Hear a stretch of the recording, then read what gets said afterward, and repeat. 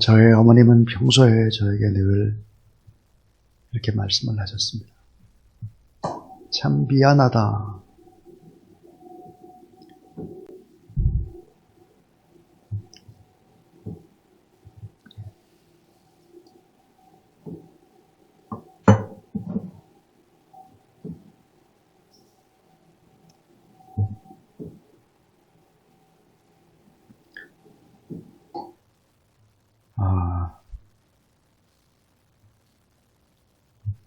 부모님은 어떤 분이실까요?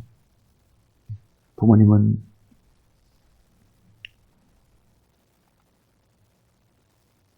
하나님을 대신해서 생명을 주신 분이십니다. 하나님을 대신하는 대리자죠, 대리자. 그러니까 결국은 하나님이 구체적으로 일을 하셔야 되는데 그 일들을 어머니와 아버지에게 맡겨주신 것이죠. 그래서 하나님 아버지와 같은 그런 생각을 가지고 하나님을 가장 많이 닮고 통역자로서의 역할을 하기 때문에 하나님의 대리자입니다. 또 이 부모님은 우리가 공경해야 되는 이유 가운데 하나가 상징성 때문입니다. 권위의 상징, 또 사랑의 상징, 생명의 상징이죠. 근데 성경에 보면 경외한다라고 하는 말, 경외한다는 말은 오직 하나님께만 붙이는 말일까? 그렇지 않습니다. 한 가지 예외가 있습니다. 그것은 뭘까? 레위기 19장 3절에 보니까 너의 각 사람은 부모를 경외하고 안식일을 지키라. 나는 너의 하나님 여호와이니라 그랬습니다. 부모는 경외의 대상입니다. 하나님을 경외하라. 늘 우리가 그런 소리만 참 많이 들었는데 성경에 보면 부모님도 경외의 대상이다 하는 것이죠. 결국은 경외의 대상이란 말은 순종해야 될 대상이다 하는 말이죠. 만약에 순종하지 않을 때 어떻게 될까요? 잠언 30장 17절입니다. 아비를 조롱하며 어미를 순종하기를 싫어하는 자의 눈은 꼴짝의 까마귀에 쪼이고 독수리 새끼에게 먹히리라 그랬습니다. 죽는다는 거예요. 생명이 길지 못하다는 것입니다. 자, 안식일을 제대로 지키지 못하면, 주일을 제대로 지키지 못하면 어떻게 될까? 부모 공경을 제대로 못하면 어떻게 될까? 성경은 생명이 길지 못하다 그랬습니다. 계속해서 경외하지 않게 되면 뭐라고 말씀하느냐? 죽이라고 말합니다. 죽여라. 참 부모 공경이 왜 그렇게도 중요한가? 그것은 바로 하나님의 명령이기 때문입니다. 또 옳고 마땅한 일이다. 옳고 마땅한 일이다. 그랬습니다.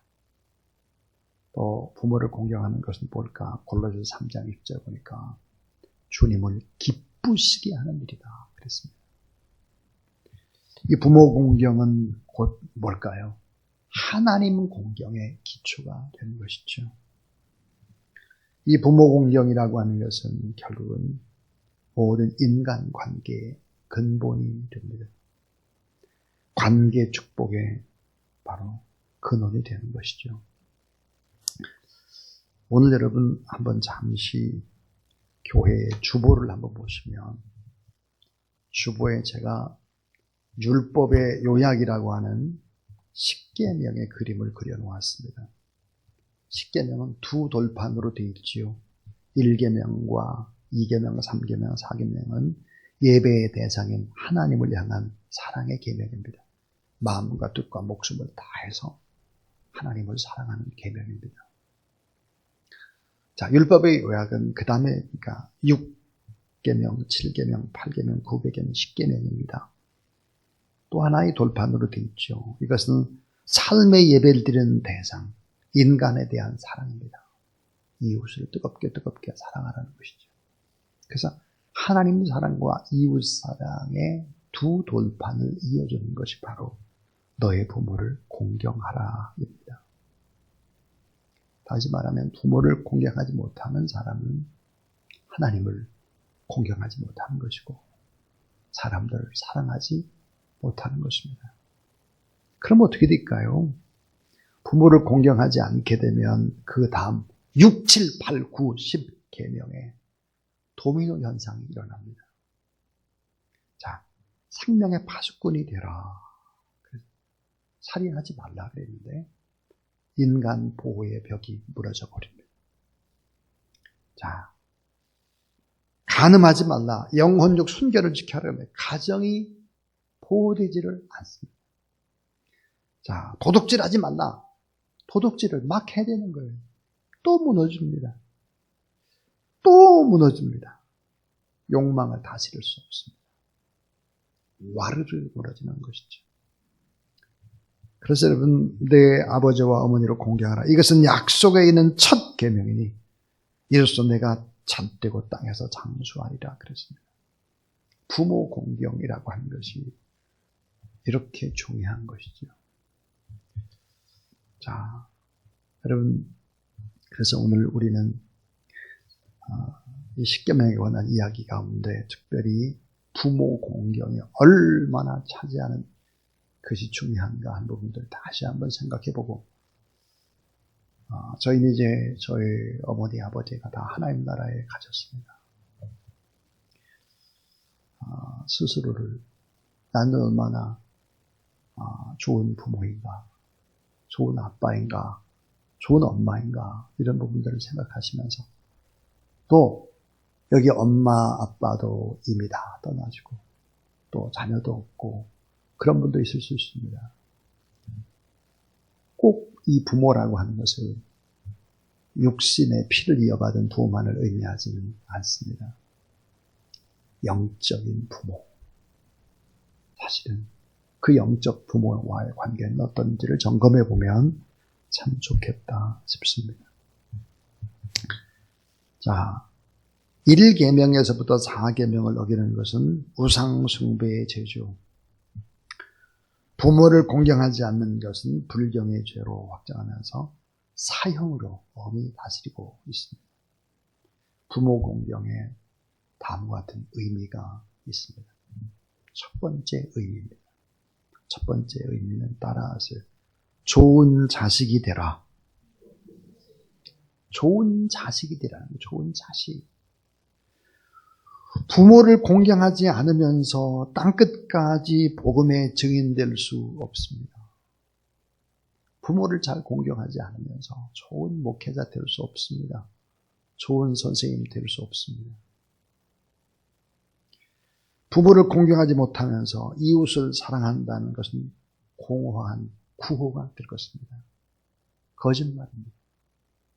가까이 있는 이웃을 사랑하지 못하는 자가 어떻게 눈으로 보이지 않는 하나님을 사랑할 수 있느냐? 그것은 거짓말이다. 성경은 그렇게 못 받고 있기 때문이죠. 내 부모를 사랑하지 못하는 사람이 이웃을 사랑하고자 할 때 그것은 결국 연기에 불과한 것이죠. 연기하는 것입니다. 자, 부모 공경의 첫 번째 의미, 우리 스스로가 좋은 자녀가 되라, 좋은 자식이 되라 하는 거예요. 연기를 통해서는 성령은 절대로 역사할 수 없기 때문이죠. 자, 내 부모를 공경하라 그렇습니다. 이 공경이라는 단어가 카바드인데요. 히브리어로 카바드. 이 카바드라고 하는 것은 뭘까? 공경하다. 무거운 것이다. 그 말이에요. 비중 있는 무거운 것이다. 이 공경하다는 말은 상대에게 영광을 돌린다. 공경이라는 말은 참 놀랍게도 명사형으로 이 카바드를 보면 우리 인체의 장기 가운데 간에 해당합니다. 간. 여러분, 간이 차지하는 기능과 역할 너무 중요하죠. 간이 망가지면 모든 것이 끝납니다. 왜요? 해독하고 화학 공장이기 때문입니다. 부모 공경이 망가지게 되면 어때요? 치명타를 입는 거예요. 전부 다 망하는 것입니다. 독소를 걸러내지 못하는 거예요. 전부 다 몸이 망가지게 돼 있습니다. 아까 그래서 제1 돌판과 제2 돌판을 이어주는 것이 부모 공경이다 그랬어요. 이 카바드라는 명사는 인체의 장기 가운데 간을 의미한다 그랬습니다. 이 카바드, 공경이 의미하는 것은 뭘까? 부모를 공경하지 않는 것은 저주하고 경멸하는 것이다. 하나님과 사람 사이에 부모님이 계신다 하는 것입니다. 이 공경하다고 하는 것이 뭘까? 창조의 질서이기도 합니다. 내가 가보지 않는 미지의 인생길을 먼저 걸어가신 부모님, 그 부모의 무게를 존중해야 한다 하는 것이죠. 반신불수가 되어 병상에 누워 계셔도 부모님의 모습은 인생의 좋은 스승이 될 수 있습니다. 나보다 먼저 인생길을 걸어가신 부모님의 경륜 존중하라는 것이죠. 우리가 공통적으로 후회하는 것이 있습니다. 어머님이 돌아가시고 나면 후회하는 것. 그것은 바로 불효입니다. 안 계시기 때문에 만회할 기회가 없습니다. 요즘 저의 아내가 새벽 예배 때마다 너무 많이 옵니다.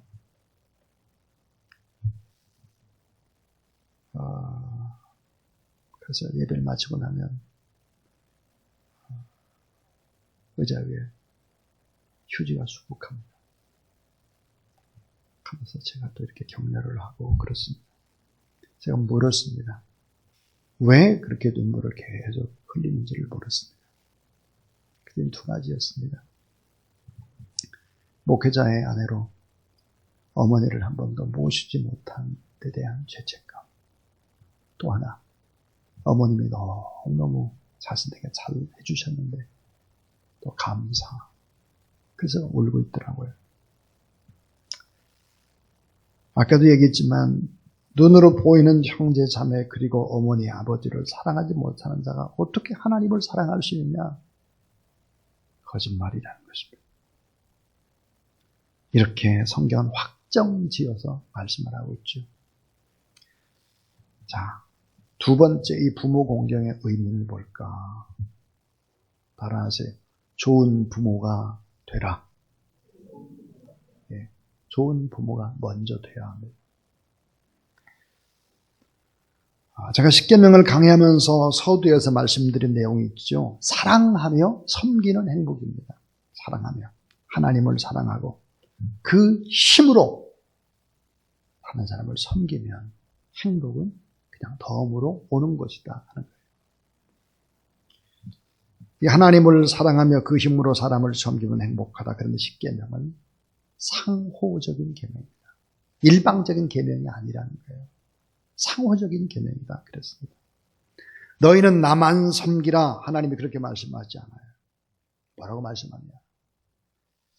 하나님께서 너희를 종되었던 애굽에서 인도해낸 너희의 하나님이다. 하나님의 역할을 다 해줬다는 거예요.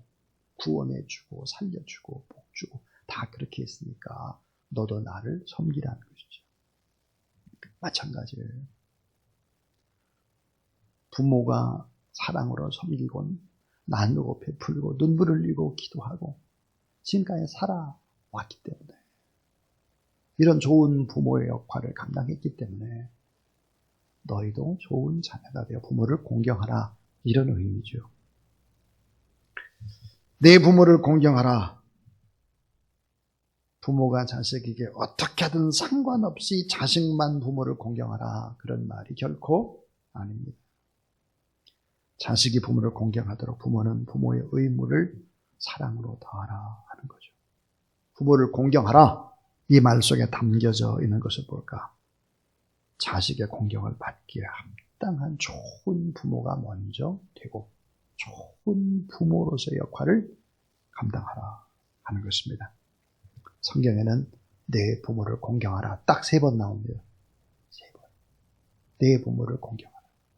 나머지는 모두 다 뭘 따라하세요. 좋은 부모가 되라. 네. 좋은 부모가 되는 것이 먼저라는 거예요. 2009년 2월 2일 날 저의 아버님이 하나님의 나라로 갔습니다. 2009년 2월 2일. 아버님이 돌아가시고 나서 장례를 치르고 난 그 다음에 한 2주 정도 지나니까요. 가정법원에서 저에게 이런 것이 날라왔습니다. 재산 상속 포기 신고서. 자, 신고인 피상속인의 자, 성명 김만배, 등록 거주지 주소 주민등록번호 피상속인 김현갑, 저희 아버님의 김현갑이 돌아가셨잖아요. 등록 기준지 주소 생년월일 쭉 사망일까지 쭉 나와 있어요. 그리고 내용은 이러합니다. 위 신고인은 피상속의 돌아가신 김현갑의 재산에 대한 재산 상속인으로서 2009년 2월 2일 피상속인 사망으로 인하여 재산 상속에 개시 있음을 즉시 알았으나 신고인은 그 재산의 상속을 전부 포기하고 신고인의 상속분을 다른 상속인에게 상속시키고자 이에 신고합니다. 첨부서류, 가족관계 등록 1통, 재적등본 1통, 주민등록본 1통, 인감증명서 1통, 기본증명서 1통. 저는 재산 상속 포기 신고서를 냈습니다. 그러니까 아버지 어머니로부터 받은 재산 다 형제들에게 돌렸습니다. 그것은 목회자가 뭘 그렇게 돈이 필요하겠나 이런 생각이 들어서 결국은 형제들에게 다 돌리고 말았습니다. 지난주에 제가 말씀드렸지만 저는 유산으로 받은 것이 성경책 2권입니다. 어머님이 쓰시는 성경책. 가만히 생각해 보니까 그 성경책 2권도 제가 우리 어머니를 사다 드렸더라고요. 근데 다 손때문에 얼룩얼룩한 성경. 그 성경만 제가 상속받았습니다.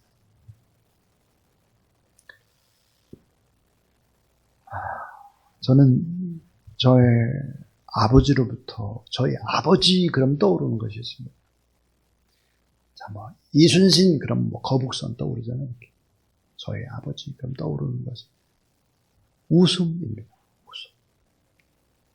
아버님은 늘 웃었습니다. 어려운 삶을 웃음으로 그냥 이렇게 이겨내신 것 같습니다. 저희 어머님, 그러면 어머님이 어떤 것이 떠오를까? 기도입니다. 기도. 참 어머님은 기도의 사람이었습니다.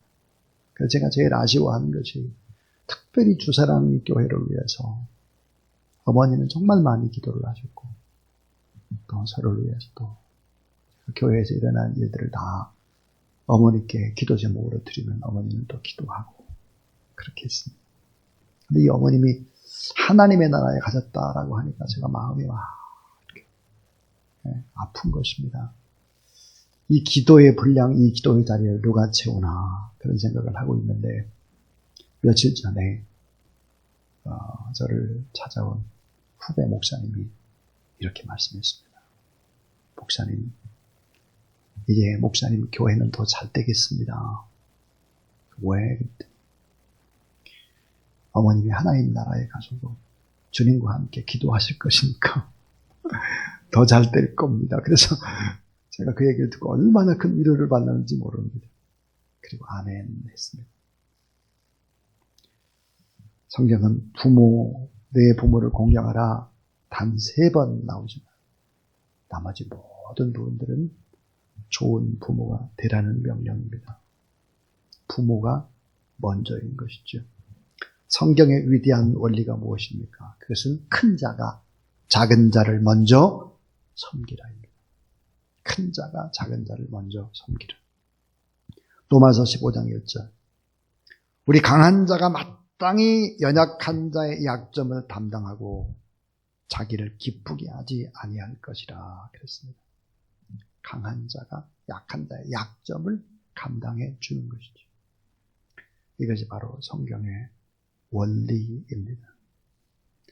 부모가 더 크고 어른이기 때문에 오히려 자식들을 더 잘 섬겨라.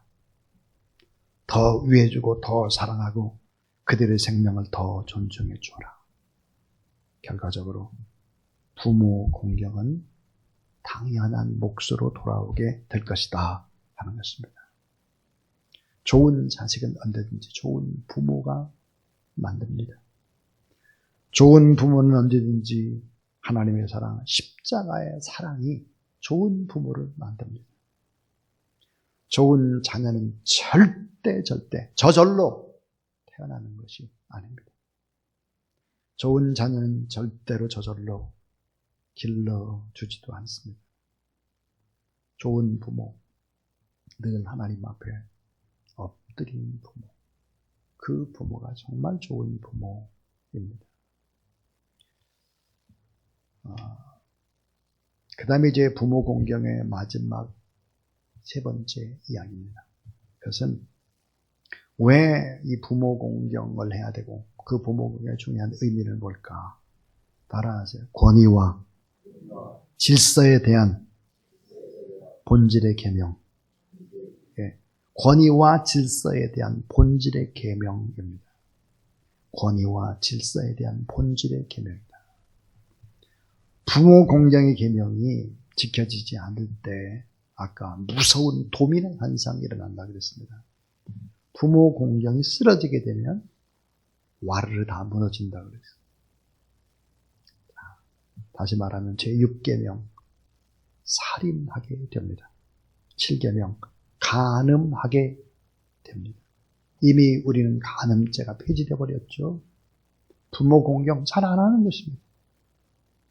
도덕질, 강도, 판치게 될 것입니다. 수많은 거짓 증거, 있을 수 없는 사회 속에서 제9계명이 사라지기 시작하죠. 그 다음에 보니까 탐내고, 좋은 것을 탐내고, 탐낸다는 것은 우상숭배에 빠지는 것이죠. 생각이 무너지고 자멸하기 시작하는 것이죠. 그래서 결국은 어떻게 될까요? 창세기 1장 2절에 보면 땅이 혼돈하고 공허하며 흑암이 깊음 위에 있다 그랬어요. 성령의 역사가 사라집니다. 성령의 역사가 사라지는 곳에는 혼돈과 공허와 흑암이 깊은 수렁처럼 그렇게 만들어져 있는 것이죠. 자, 그럼 결론의 얘기는 이것입니다. 그럼 부모 공경을 잘하면 따라오는 것이 무엇일까 하는 것이죠.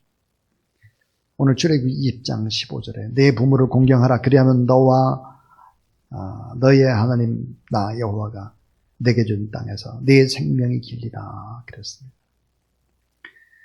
바울은 에베소 6장에 들어서 약속이 딸린 첫째 계명이다 그랬는데 이 부모 첫째 계명을 잘 지키게 되면 어떻게 되나?